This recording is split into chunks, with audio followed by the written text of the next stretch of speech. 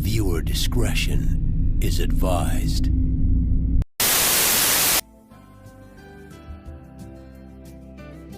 I rank Lambeau pretty high on this list, but not because it's a great stadium. I'm sure Tom, the Packers fan that he is, has plenty of thoughts on his home stadium. There's some things that are super modern, and then there's some things that are just so traditional and will never change. Like, they have bleachers. Right. They have bleachers. They're not super duper comfy, but it's old school football, right? And if you don't like bleachers, you're not gonna like it. They have extensions now, like the new addition they put in a few years back. Like they actually have seats and they're like in the upper bowl. But the atrium is gorgeous. They have the restaurant. It's open, every single day. So that's really, really cool. Their Hall of Fame is on site. That is beautiful. They've renovated that a bunch of times over the years. Their front office is there as well. But they built it up because the story that I always tell is that across the street from Lambeau for the longest time was a Kmart.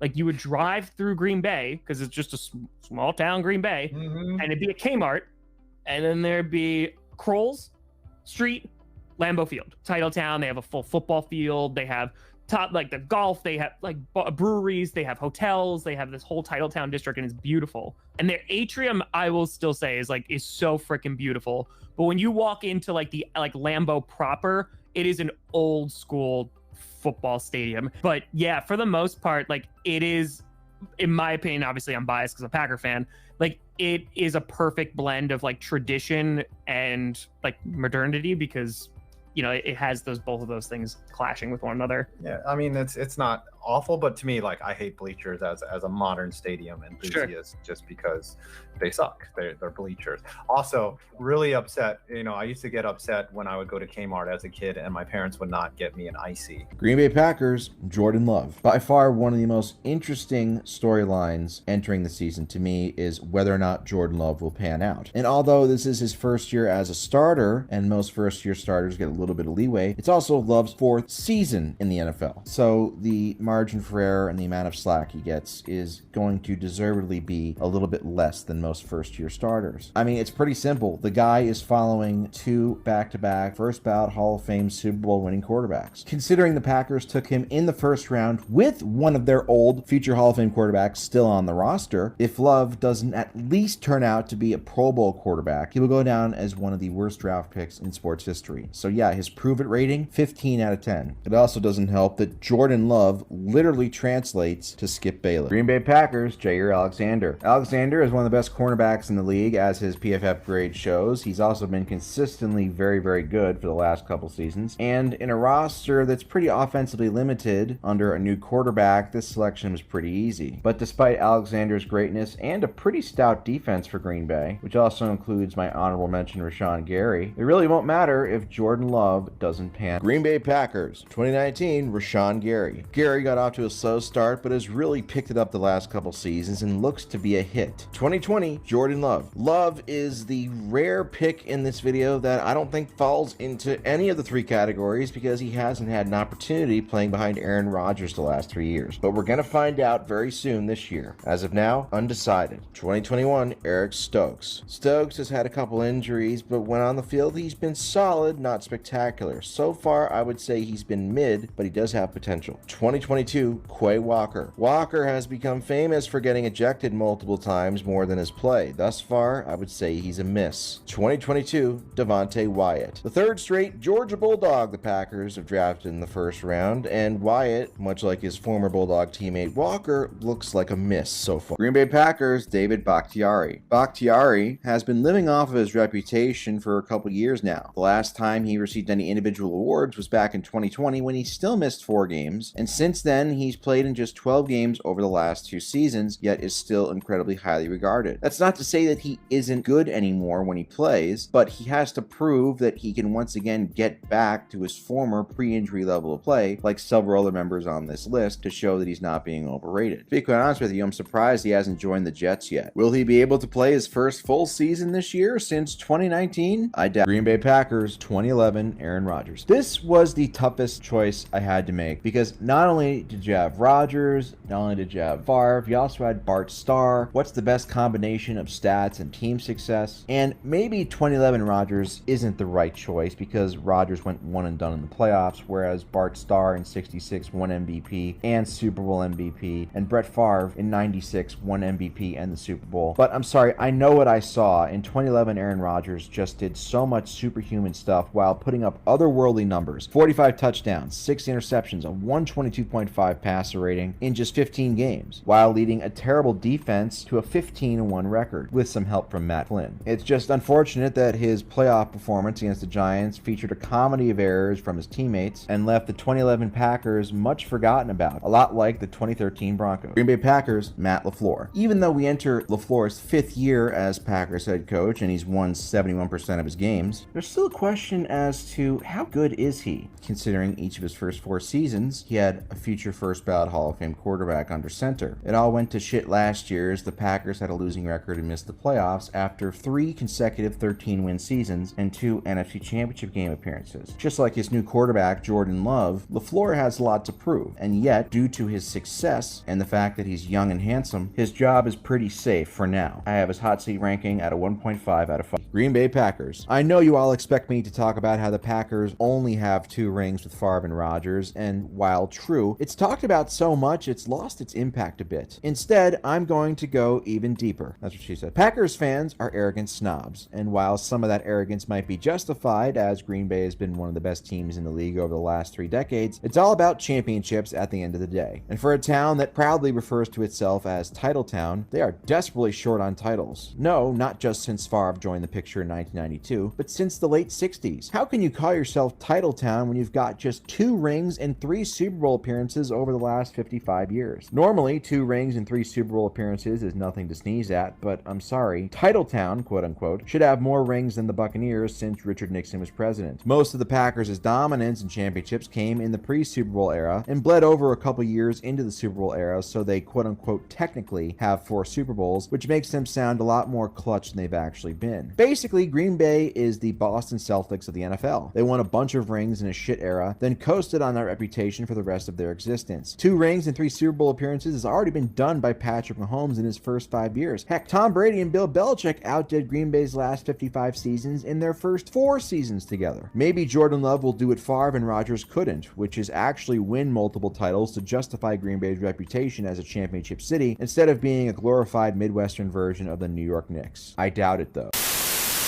Choke City Productions, in cooperation with 1 Yard Short Entertainment, proudly presents an NFL rendition of The Scorpion and the Frog, starring the Titans and Packers as both the Scorpion and Frog. Once upon a time there was a frog, and what a mighty frog he was. He boasted powerful offenses and a strong defense. Some would say he was the finest frog in all the land. But he had ambitions of something greater than where he was at. He sought the greener pastures of Titletown across the river. There the frog surmised would be his glory, fruits of his hard work and efforts, a well-earned Lombardi. The time was now for the frog to cross the river. There would be no better opportunity to do it. However, before he crossed, there was another that wished for passage there. The Scorpion. "Dear Frog," he says, "it appears you are looking to cross the river. I cannot do so by myself. Will you allow me on your back for passage?" The Frog should know better. The Scorpion has betrayed him many times before. It manifests in both the Titans and Packers in different ways. For Tennessee, it's in Ryan Tannehill on offensive self-destruction. Losing Derrick Henry to injury left a massive hole in their attack, and it's been repeatedly exposed by many teams, despite Dante Foreman. They may be the number 1 seed, but it was due to the rest of the AFC collapsing on itself and by playing in a really weak division. As for the seemingly impenetrable Green Bay, it's in their special teams unit. It was easily the worst in football, giving up huge play after huge play nearly every week. The Achilles heel of a team that needed to win by any means necessary. The Frog is rightfully skeptical. "Why should I allow you on my back?